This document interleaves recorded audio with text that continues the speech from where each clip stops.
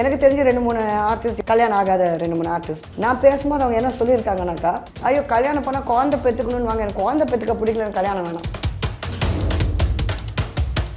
ஆசை 60 நாள், மோகம் 30 நாள் நம்ம கேள்விப்பட்டிருக்கோம். ஸோ ஸ்ரீவித்யா அம்மா அந்த காலத்தில் அழகாக ரொம்ப க்யூட்டாக இருந்தனால கொஞ்ச நாள் வரைக்கும் அவங்க கூட ஜாலியாக இருக்கலான்ற ஒரு ஐடியாவில் கல்யாணம் பண்ணியிருக்கலாம். பணம் கிணம் எல்லாமே வாங்கிக்கிட்டு இந்த ஆம்பளைங்க டாமினேஷனுக்கு கண்ட்ரோல் பண்ணுறதுக்கு நிறைய லேடிஸ்க்கு பிடிக்கல. எனக்கு தெரிஞ்சு I feel Suriya, Jyothika and Ajith and Shalini கூட நீங்கள் பார்த்தீங்கன்னாக்கா, Shalini gave up her acting career. நீங்கள் சொன்னீங்க அனுஷ்கா வந்து நல்ல கிளாமராக நடித்தவங்க தான், த்ரிஷாவும் கிளாமர் பண்ணவங்க தான். இப்போ நீங்கள் பார்த்தீங்கன்னா இவங்க கல்யாண வாழ்க்கைக்குள்ளே போகிறாங்கன்னு வச்சுங்க 2 பேரும். அதுக்கப்புறம் ஒரு 6 months 7 months போக போக இந்த பாட்டில் நீ இப்படி நடிச்சு வைத்தானே, அந்த பாட்டில் நீ அப்படி நடிச்சு வைத்தானே.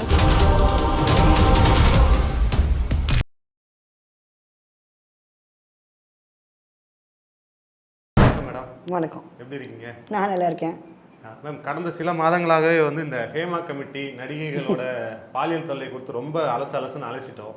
ஆனால் இதுக்கு பின்னாடி நம்ம பார்க்காம விட்டு போன ஒரு விஷயம் வந்து இந்த நடிகைகளுக்கு வந்து கல்யாணம் ஆகாமல் இருக்கலாம் மேடம். ஆமாம். இப்போ பொதுவாக ஒரு விஷயம் சொல்லுவாங்க, சாதாரண ஒரு பெண்ணுக்கு கல்யாணம் ஆகலை அப்படின்னா அவங்களுக்கு பல ரீசன்கள் இருக்கும். ஒன்று வந்து ஜாதக தோஷம், அப்படி இல்லைன்னா வந்து வரதட்சணை கொடுக்க முடியாமல் பல கல்யாணங்கள் நின்றுருக்கு.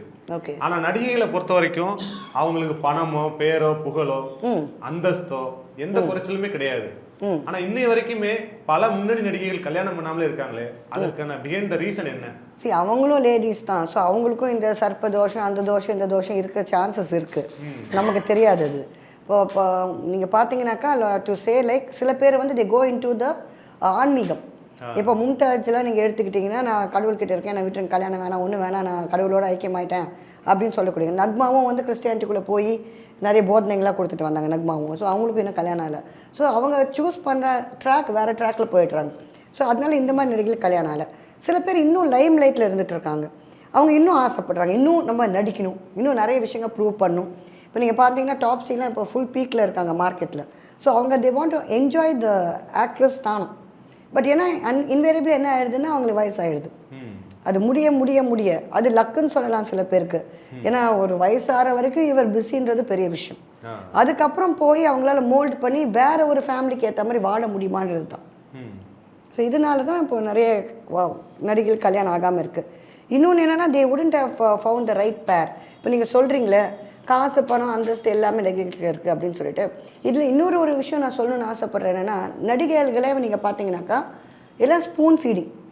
நீங்கள் சொன்ன மாதிரி இப்போ சாதாரணமான பொண்ணுங்களை விட, அதாவது ஒரு ஐடி கம்பெனியில் ஒர்க் பண்ணுற பொண்ணுங்க, பேங்க்கில் ஒர்க் பண்ணுற பொண்ணுங்க, இந்த மாதிரி இருக்கிற பொண்ணுங்களை விட கொஞ்சம் லேசி அண்ட் லெத்தார்ஜிக் நடிகைகள். ஏன்னா நாங்கள் எங்கே போனாலும் touch-up assistant, makeup man, hair dresser, தலை சீவ கூட ஹேர் ட்ரெஸ்ஸர், அதே மாதிரி மேக்கப் போடுறதுக்கு மேக்கப் மேன், அதே மாதிரி நம்ம சாமான் பொருள் தூக்கிறதுக்கு டச்சப் அசிஸ்டன்ட், கொடை பிடிக்கும் நமக்கு டச்சப் அசிஸ்டன்ட் தான் தேவைப்படுறாங்க. இப்போ சாப்பாடு வாங்க கூட ப்ரொடக்ஷன் இருக்காங்க, பட் இதனால் டச்சப் அசிஸ்டன்ட் தான் போய் கொஞ்சம் சொல்லி வாங்கிட்டு வா அப்படின்வோம். ஸோ அங்கே கூட இங்கேருந்து நடந்து போய் அது கூட நம்ம கேட்க மாட்டோம்.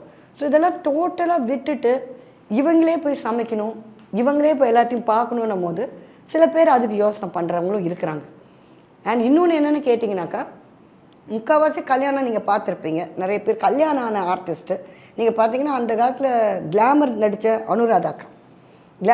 அனுராதாக்கா நீங்கள் பார்த்தீங்கன்னா ஒரு ஹவுஸ் ஒய்ஃபாக நான் அவங்கள பார்த்துருக்கேன். ஃபேன்டாஸ்டிக் டான்ஸ்னு அவங்க பொண்ணு வந்து சினிமாவுக்கு வந்திருக்காங்க. ஹஸ்பண்ட்னாக்கா குழந்த மாதிரி பார்த்துக்கிட்டாங்க. ரொம்ப அவங்க கொஞ்சம் விஷயங்களை பாதிக்கப்பட்டு வரவர். So it's not okay. But ஒரு சின்ன குழந்தை எப்படி பார்த்துக்குவோமோ அப்படியே எடுத்து பார்த்துக்கிறது, அவருக்கு சாப்பாடு ஊட்டி விடுறதுல எல்லாமே பார்த்தாங்க. அதே மாதிரி இன்னொரு கேரக்டர் எனக்கு ரொம்ப பிடிச்ச சித்ரா அக்கா, இதயம் நல்ல சித்ரா. அவங்களுக்கு நிறைய வாய்ப்புகள் வந்துச்சு சினிமா நடிக்கிறதுக்கு. கட்சி வரைக்கும் கூட அவங்க இறந்து போகிறதுக்கு ஒரு 4 நாள் முன்னாடி கூட எங்கிட்ட ஃபோனில் பேசினாங்க. இந்த மாதிரி ஒரு கேரக்டர் வந்துருக்கு சார்மிளா, ஒரு நம்பர் கொடுத்துருக்கேன், நீ வேணால் பண்ணுறியா, என்னை விட்டுருங்கடி, நான் புருஷனோட நிம்மதியாக இருக்கேன். அடுத்தது நீங்கள் பார்த்தீங்கன்னா disco Shanti. So she is comfortable being a house wife. So அந்த மாதிரி கம்ஃபர்ட் ஆயிருக்கவங்க வந்து நல்லா இருக்குங்க வாழ்க்கையில். இப்போ நீங்கள் அந்த காலத்தில் பார்த்தா சுமலதா மேம், சுமித்ரா, இவங்க எல்லாருமே நல்ல பெரிய பெரிய நடிகைகள் தான். ஆனால் அவங்க கல்யாணம் பண்ண நபர்கள் எல்லாருமே நீங்கள் பார்த்தீங்கன்னாக்கா சம்வாட் கனெக்டட் வித் சினிமா. இப்போ சுமலதா மேமுடைய ஹஸ்பண்ட் வந்து அம்ரிஷ். ஸோ அவங்களுக்குள்ள அந்த ஒரு நடிகை எப்படி இருப்பாங்க அப்படின்றது ஒரு நடிகர்களுக்கு தெரியும். இப்போது இவங்க சுசித்ரா அம்மாவுடைய ஹஸ்பண்ட் வந்து டிரெக்டர். ஸோ அவங்களுக்கும் தெரியும் ஒரு நடிகைனா இப்படிலாம் இருந்திருப்பாங்க, இந்த அளவுக்கு தான் அவங்கக்கிட்ட எதிர்பார்க்கலாம் அப்படின்ட்டு. சில பேர் ஓவராக வந்து ஒரு ட்ரெடிஷ்னல் ஃபேமிலி, பயங்கர கன்சர்வேட்டிவ் ஃபேமிலி நம்ம கல்யாணம் பண்ணி போகும்போது நிறைய பிரச்சனைக்கு ஆளாகிறாங்க. இதெல்லாம் வெளில தெரிஞ்சதால தான் சில பேர் கல்யாணமே வேணாம் அப்படின்னு அவாய்ட் பண்ணிட்டு போயிடுறாங்க. எனக்கு தெரிஞ்ச 2-3 ஆர்டிஸ்ட், எனக்கு தெரிஞ்சவங்க கல்யாணம் ஆகாத 2-3 ஆர்டிஸ்ட், நான் பேசும்போது அவங்க என்ன சொல்லியிருக்காங்கனாக்கா, ஐயோ கல்யாணம் பண்ணால் குழந்தை பெற்றுக்கணும்னு வாங்க, எனக்கு குழந்தை பெற்றுக்க பிடிக்கல, எனக்கு கல்யாணம் வேணாம், டெலிவரி நினச்சா எனக்கு பயமாக இருக்குது அப்படின்றாங்க. ஸோ இந்த மாதிரி விஷயத்தில் கூட சில பேர் வந்து அவாய்ட் பண்ணிருக்காங்க கல்யாணம் பண்ணிக்கிறது. அனுஷ்கா கூட முதல்ல வந்து பிரபாஸ் கூட தொடர்பு இருக்கிற மாதிரி பேச்சு அடிபட்டுச்சு. அப்புறம் பிரபாஸ் கல்யாணம் ஆகி அவர் குடும்பம் கூட தான் செட்டில் ஆகிட்டாரு. ஸோ அந்த விஷயத்துக்காக கூட தான் இன்னும் அனுஷ்கா கல்யாணம் பண்ணாமல் இருக்காங்களா? நான் ஒன்று சொல்லட்டுமா, மனசுக்கு பிடிக்காதவங்கள கல்யாணம்னு ஏன் நம்ம பண்ணிக்கணும்? ஃபர்ஸ்ட் ஆஃப் ஆல், இப்போ நமக்கு மனசுக்கு ரொம்ப பிடிச்சி இவரோட வாழணும்னு ஆசைப்பட்டா ஒரு கல்யாணத்தை பண்ணலாம். நமக்கு மனசுக்கே பிடிக்கல, சும்மா சொசைட்டிக்காக ஒரு கல்யாணம் அப்படின்றது ஏன் பண்ணணும்? அதனால மெஜாரிட்டி ஆஃப் த பீப்புள் வேண்டாம். இப்போ லவ் பண்ணி ஃபெயிலியர் ஆகிருக்கலாம், அதனால அவங்க வேண்டான்ற முடிவுக்கு வந்துடுறாங்க. அடுத்தது எப்படி அதே மாதிரி நீங்கள் பிரபாஸை லவ் பண்ணாங்கன்னு சொன்னீங்க, அடுத்தது ஒரு ஆக்டராக இருக்கலாம், டைரக்டராக இருக்கலாம், இல்லை ஒரு கேமராமேனாக இருக்கலாம், யாராக வேணா இருக்கலாம், ஒரு அவுட் சைடராக கூட இருக்கலாம். அந்த மாதிரி அவங்க மனசு விருப்பப்படும் போது தான் அவங்க கல்யாணம் பண்ணிக்குவாங்க. இல்லை, இது சம்மந்தமாக கூட நடிகை ஸ்ரீவித்யானோட ஒரு பேட்டில் சொல்லியிருப்பாங்க, நான் வந்து கமலை வந்து அந்த காலத்தில் ரொம்ப 2 பேரும் மாற்றி மாற்றி நேசித்து விருப்பப்பட்டோம், பட் அவரு ஃபேமிலி சுச்சுவேஷனால நீ வேணாம் அப்படின்னு சொல்லிட்டு போயிட்டாரு. ஓகே. ஆனால் அதே டைமு வேற ஒரு பொண்ணை கல்யாணம் பண்ணல, அந்த கோவத்தில் ஸ்ரீவித்யாவை துரத்தி வேற ஒருத்தர் லவ் பண்ணாரு, ஜார்ஜ். அதனால நான் என்ன பண்ணிக்கிட்டேன், அவர் எனக்கு பிடிச்சிருந்து அதனால கல்யாணம் பண்ணிக்கிட்டேன் அப்படிங்கிறாங்க. இப்போ இதுக்குமே ரொம்ப முரண்பாடாக இருக்கு. இல்லை, அதுக்கு என்ன முரண்பாடுன்னு கேட்டாக்கா, நம்ம வேண்டான்னு விட்டுட்டு போனவங்களை விட நம்ம வேணும்னு ஆசைப்படுறவங்களை கல்யாணம் பண்ணிட்டு இருந்து பார்த்தா பெட்டராக இருக்கும்னு யோசனை பண்ணியிருக்கலாம். இப்போ நம்ம வேண்டவே வேணாம் தூக்கி எறிஞ்ச ஒரு நபரை விட நம்ம வேணும் ஒருத்தர் பின்னாடி வந்து நம்ம அருமையாக தெரிஞ்சவராக இருக்கும் அப்படின்னு பிலீஃபில் தான் கல்யாணம் பண்ணாங்க. பட் ஃபைனலி என்ன ஆச்சு, அவங்களுக்குள்ள அந்த ரிலேஷன்ஷிப் நிற்கல. ஏன்னா பிகாஸ் நீங்கள் சொன்ன மாதிரி இந்த ஆசை 60 நாள், மோகம் 30 நாள் நம்ம கேள்விப்பட்டிருக்கோம். ஸோ ஸ்ரீவித்யா அம்மா அந்த காலத்தில் அழகாக ரொம்ப க்யூட்டாக இருந்தனால கொஞ்ச நாள் வரைக்கும் அவங்க கூட ஜாலியாக இருக்கலான்ற ஒரு ஐடியாவில் கல்யாணம் பண்ணியிருக்கலாம். ஃபைனலாக நீங்கள் பார்த்தீங்கன்னா பணம் கிணம் எல்லாமே வாங்கிக்கிட்டு நடு ரோட்டில் அமைச்சு வச்சு அவங்க நடந்து வந்ததாக நான் கேள்விப்பட்டிருக்கேன். இது நாங்களும் கேள்விப்பட்டேன், இதுக்கு உங்களுக்கும் பர்சனலாக சில சம்பந்தங்கள் இருக்குது அப்படின்ட்டு. ஆமாம், பிகாஸ் எனக்கு தெரியும், ஏன்னா டேடிக்கு ஸ்ரீவித்யா அம்மா அவங்களாம் நல்லா பழக்கப்பட்டவங்க. ஸோ அப்படி இருக்கும்போது லைக் அவங்க ரொம்ப கஷ்டப்பட்டாங்க. அதுவும் கடைசி காலத்தில் நான் அவங்கள பற்றி கேட்குறேன், ஒயிலாட்டம் படத்தில் ஒர்க் பண்ணியிருக்கேன் அவங்க கூட, அம்மா காபலிவாலா படத்துலேயும் அவங்க கூட ஒர்க் பண்ணியிருக்கேன். என்கிட்ட நிறைய விஷயங்கள் அவங்க ஷேர் பண்ணியிருக்காங்க. ஆம்பளைங்களை வந்து நான் நம்புறதை விட்டுட்டேன், நான் ஆன்மீகத்துக்குள்ளே போயிட்டேம்மா, இப்போ ஆன்மீகம் எனக்கு கை கொடுக்குது.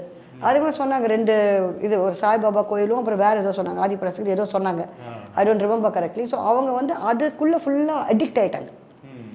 சரி வேண்டாம், இதெல்லாம் வேண்டவே வேணான்னு சொல்லிட்டு கட்சி காலத்தில் இவங்களுக்குள்ளே அடிக்ட் ஆகிட்டாங்க. இதனால என்னன்னாக்கா, எனக்கு தெரிஞ்ச ஒரு ப்ரொடியூசர் அவர் கூட வந்து என்கிட்ட பேசியிருக்காரு, சார்மிலா ஸ்ரீவித்யா அம்மா அவங்ககிட்ட எல்லாம் ஃப்ராங்காக பேசுவாங்க போல இருக்கு, I am interest in giving our life. நான் சொன்னேன், சார் ஆம்பளைங்கன்னு பேசினாலும் அவங்க ஓடிடுறாங்க சார், அதுவும் சீனியர் ஆர்டிஸ்ட்டில் நான் எப்படி பேசுறது அப்படின்ட்டேன். பட் ஃபைனலாக அவங்க மரணன்றது ரொம்ப பாவமான ஒரு விஷயத்தில் முடிஞ்சது எனக்கு தெரியும். ஏன்னா டெட் பாடியை வச்சுக்கிட்டு அவங்க போன அந்த 2 டெம்பிள் ஆளுங்களும் சொத்து யாருக்கு வேணும், அதாவது ஃபஸ்ட்டு பாதி சொத்து ஹஸ்பண்ட்கிட்ட போயிடுச்சு, மிச்சம் மீறி இவங்க ஏர்ன் பண்ணுது யாருக்கு போகணும்னு தான் அங்கே நடந்துட்டுருக்கே தவிர யாரும் டெட் பாடியை தூக்கிட்டு போய் டைமோட பரி பண்ணணும் இல்லை எரிக்கணும்னு கூட யாருக்கும் தோணலை. So that was the tragedy of her life actually.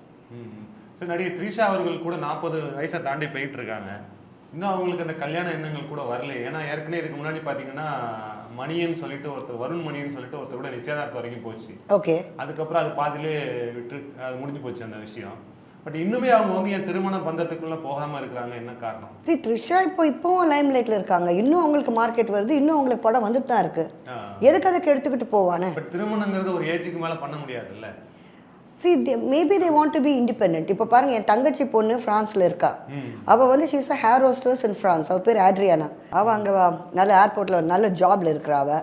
So அவகிட்ட நான் ஃபோன் பண்ணி, என்ன 22 வயசு ஆச்சுடியே, எனக்கு கல்யாணம் இல்லைன்னு ஏதாவது இருக்கா, லவ் கிவ் பண்ணுறியா அப்படின்னு. ஐயோ பெரியமா என்னை ஆளை விட்டுருங்க, எனக்கு கல்யாணமும் வேணாம் ஒன்றும் வேணான்ற அவள். நான் இப்படியே நிம்மதியாக இருக்கேன், நான் நினச்ச நேரத்தை தூங்கி எழுந்திருக்கிறது, நினச்சதை சாப்பிட்றது, ஃப்ரெண்ட்ஸோட சேர்ந்து நினச்ச இடத்துக்கு போயிட்டு வர்றது நிம்மதியாக இருக்குது பெரியமா. இப்போ ஒரு ஆள் கண்ட்ரோலுக்குள்ளே வந்து அவர் சொல்கிறது தான் நம்ம கேட்டாகணும் அப்படின்னு சொல்லிட்டு. இப்போது என் பையன் கூட இப்போ கேட்டாக்கா அம்மா கல்யாணமே வேணான்றான். ஸோ இந்த ஜென்ரேஷன் அப்படி இருக்காங்க. என்ன ஒன்றுனா இந்த ஆம்பளைங்க டாமினேஷனுக்கு கண்ட்ரோல் பண்ணுறதுக்கு நிறைய லேடிஸ்க்கு பிடிக்கல. இப்போ ஒரு ஒய்ஃபுன்னும் போது டாமினேட் பண்ணணுன்னு தான் நிறைய ஆம்பளைங்க நினைக்கிறாங்களே தவிர ஒரு ஃப்ரெண்ட்லியாக டீல் பண்ணும், 2 பேரும் ஈக்குவல்ன்ற மாதிரி வந்து எங்கே கப்புள் இருக்காங்க. எனக்கு தெரிஞ்சு I feel Suriya Jyothika nice couple.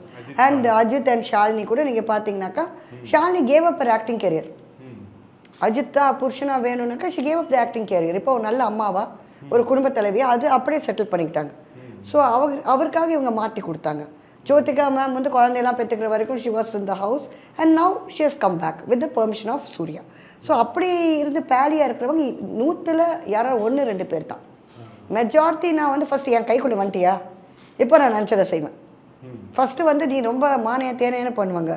அதுக்கப்புறம் ஒரு 6 months 7 months போக போக இந்த பார்ட்டில் நீ இப்படி நடிச்ச வைத்தானே, அந்த பார்ட்டில் நீ அப்படி நடிச்ச வைத்தானேன்னு சொல்லும் போது அது ஹர்ட்டிங்காக இருக்கும்.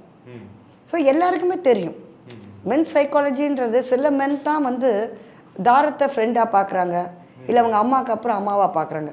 அவங்களுக்கு வந்து ஃபஸ்ட்டு வந்து யார் என்ன சொன்னாலும் அவங்களுக்கு தலையில் ஏற்றக்கூடாது. ஏன்னா ஃபஸ்ட்டு இந்த பொண்ணு தேவை, இந்த நடிகை எனக்கு பொண்டாட்டியே ஆஹா ஹவு நைஸ், இது ஒரு ட்ரீம் கம் ட்ரூ மாதிரி இருக்கே அப்படின்றதுக்காக. ஸோ அவங்க குடும்பத்தார் பேச்சு, வெளியாட்கள் பேச்சு எல்லாத்தையும் மறந்துடுறாங்க. பட் ஆஃப்டர் மேரேஜ் இவங்க சொல்லும் போது அவங்க சொல்லும் போது தான் இவங்க மைண்டுக்கு ஏற்றுது. ஆமாம்ல அப்போ அதை ஏற்றிக்கிறாங்க. அப்போ இவங்களுக்குள்ள அந்த இன்ட்ரெஸ்ட் போயிடுச்சு, அவங்க மேலே குறைஞ்சிருச்சு. அப்படி இருக்கும்போது மற்றவங்க சொல்கிறது தான் உங்களுக்கு டாமினேட்டிவாக தெரியுது. ஸோ யூ ஸ்டார்ட் டாமினேட்டிங் இல்லைங்களா? இப்போ நீங்கள் சொன்னீங்க அனுஷ்கா வந்து நல்ல கிளாமராக நடித்தவங்க தான், த்ரிஷாவும் கிளாமர் பண்ணவங்க தான். இப்போ நீங்கள் பார்த்தீங்கன்னா உங்கள் கல்யாண வாழ்க்கைக்குள்ளே போகிறாங்கன்னு வச்சுங்க 2 பேரும். இப்போ நாங்கள் வெளியில் வந்தாக்கா ஆட்டோகிராஃப் அது இது ஃபோட்டோ கீட்டோ மேடம் பியூட்டிஃபுல் அப்படி இப்படின்னு சொல்கிற ஒரு இதில் இங்கே போய் ஸ்னப்பிங்காக ஒரு புருஷன் கிடச்சா என்ன செய்வாங்க? ஸ்னப்பிஷா அனுஷ்கா ஆமாம்மா நீ அந்த காலத்தில் நல்லா தான் வந்து இப்போ என்ன இருக்கு அப்படின்னு ஒரு 10 வருஷத்துக்கு அப்புறம் சொன்னாக்கா அதுக்கு பதில் ஒரு கல்யாணம் ஆகாமலே இருக்கட்டுமேன்ற நான். இப்போ என்ன ஒன்று அவங்க சம்பாதிச்ச சொத்துக்கு வாரிசு ஏதாவது வேணும்னாக்கா அதுக்கு அவங்க பண்ணிக்கலாம். ஒரு அடாப்ஷனில் ஒரு சைல்டு எடுத்துக்கலாம். இப்போ சென்ட் தாமஸ் மவுண்ட்டில் எத்தனையோ அனாதை குழந்தைங்க இருக்காங்க, எத்தனையோ அனாதை விடுதிகள் இருக்குது. You can adapt a child. அப்படி இல்லைனாக்கா நீங்கள் வந்து இந்த டெஸ்ட் பேபி அந்த மாதிரி ஏதாவது ஒன்று யூ கேன் டூ. பொதுவான ஒரு பார்வையில் நடிகைனாலே ஒரு தப்பான கண்ணோட்டம் தான் இருக்குது. ஆமாம், அந்த ஒரு விஷயமும் கூட வந்து நடிகைகளோட டைவர்சிட்டி ஆகிறதுக்கு காரணமாக இருக்கா? மெயினாக வந்து நீங்கள் சொல்ல போனாக்கா இப்போ வந்து இண்டிபெண்ட்டான மென் இருக்கிறாங்க. அதாவது நான் ஒரு பொண்ணை பார்க்குறேன், லைக் பண்ணுறேன், நான் கல்யாணம் பண்ணிக்குவேன் அப்படின்னு அவங்க குடும்பத்தை எடுத்துகிட்டு வரக்கூடியவங்க இருக்கிறாங்க. புரிஞ்சுக்கிட்டீங்களா? சில பேர் இல்லை, அவங்க அம்மா அப்பா சொல்கிறது தான் கேட்கணும். ஸோ அவங்களுக்கு இந்த மாதிரி நடிகைகளை கல்யாணம் பண்ண ஆசை இருந்தாக்கா கூட வீட்டார்னால விட்டுட்டு போகிறதுக்கு சான்சஸ் இருக்குது. ஏன்னா அவங்க ஃபேமிலிக்கு அது ஒத்து போல அப்படின்னும் விட்டுட்டு போக சான்சஸும் இருக்குது. பார்த்து நம்ம வயசாதுன்னு யாரையாவது கல்யாணம் பண்ணோன்னா அது டைவர்ஸில் போய் முடியாதுன்றது என்ன நிச்சயம்? கடைசி வரைக்கும் இருப்பாங்கன்றது என்ன நிச்சயம்? அப்போ பாருங்கள், ஸ்ரீவித்யா அம்மா நம்ம இப்போ பேசிட்டு இருந்தோம், கல்யாணம் ஆச்சு, கடைசி வரைக்கும் இருந்தாரா? இல்லையே. எப்படி அந்த வயசான காலத்தை தனியாக தான் தள்ளினாங்க.